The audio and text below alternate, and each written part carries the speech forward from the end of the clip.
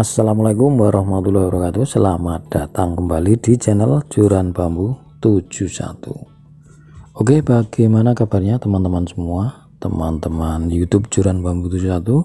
Semoga semuanya sehat ya, dan juga mungkin ikan peliharaannya di budik damber maupun di kolam yang lain ya, sehat semua dan tetap sukses semua ya. Oke, kali ini saya akan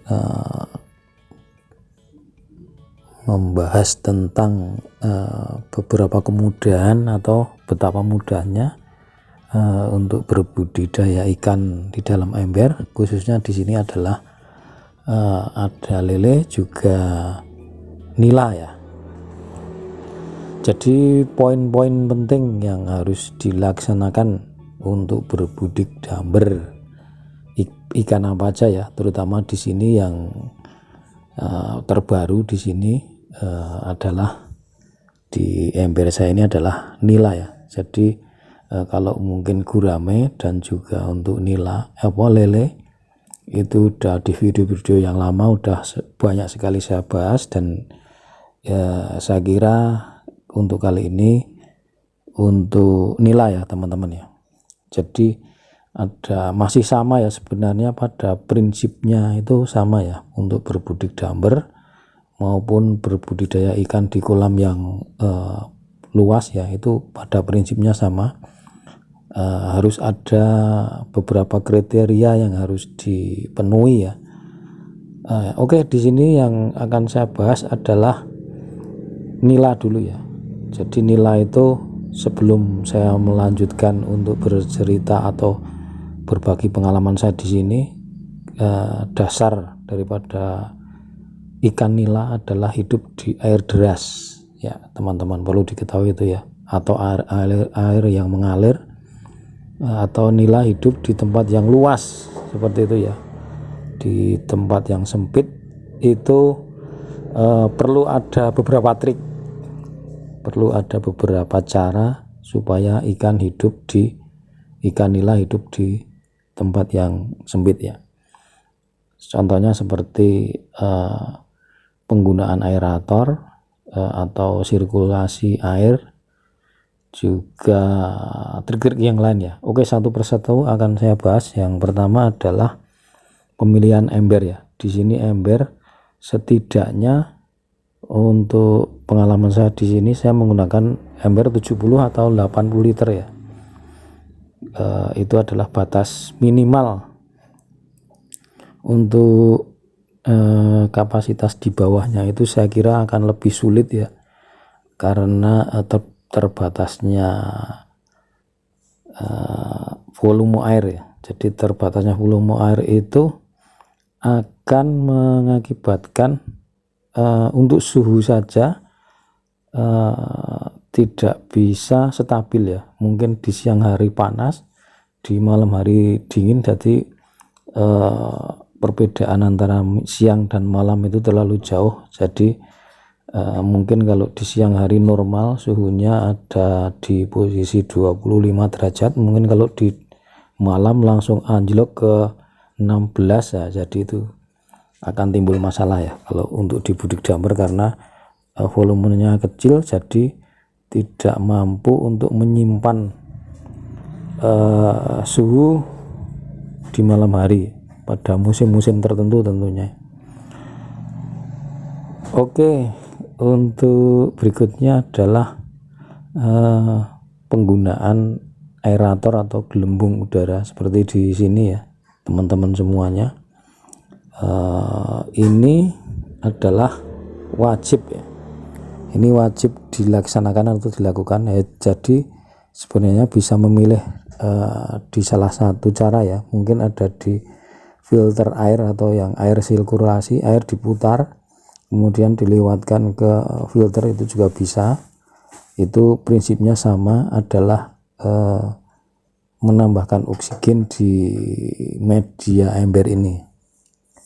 Itu khusus untuk ikan nila. Tapi kalau untuk ikan lele dan juga ikan gurame nggak perlu ya, karena beda karakter ya teman-teman ya. Oke, berikutnya adalah tentang pemberian pakan atau perawatan sehari-hari. Untuk kondisi air ya, untuk kondisi air sebenarnya untuk berbudidaya ikan, mau di ember mau di kolam yang lebih luas, itu prinsipnya sama, yaitu tentang pemeliharaan air.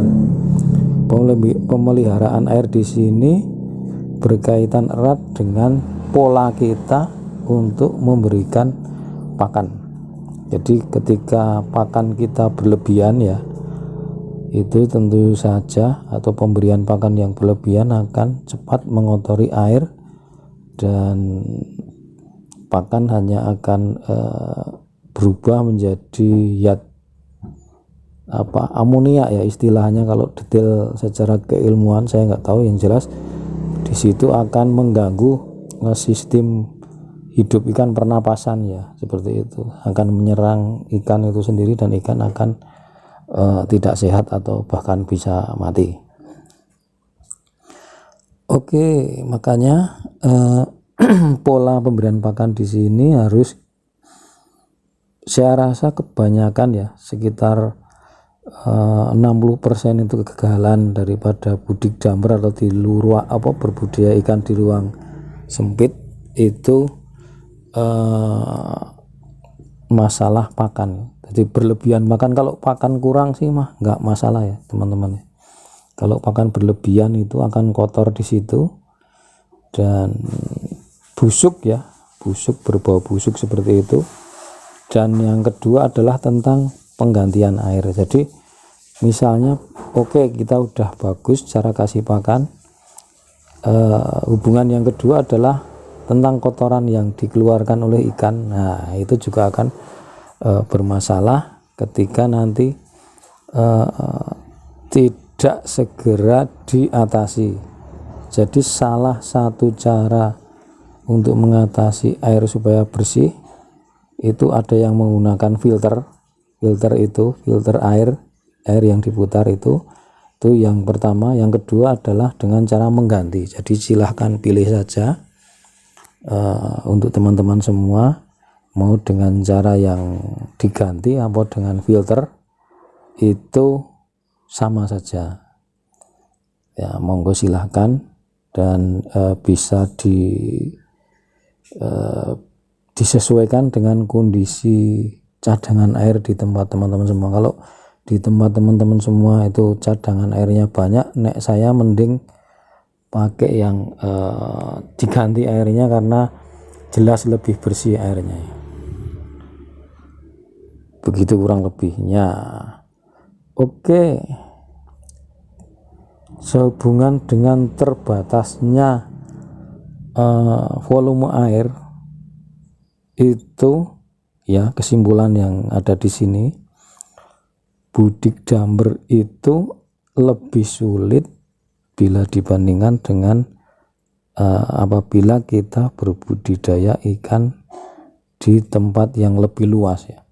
Karena mungkin di tempat yang lebih luas, misalnya di empang ya, di kolam tanah ya, jadi di sana bisa terjadi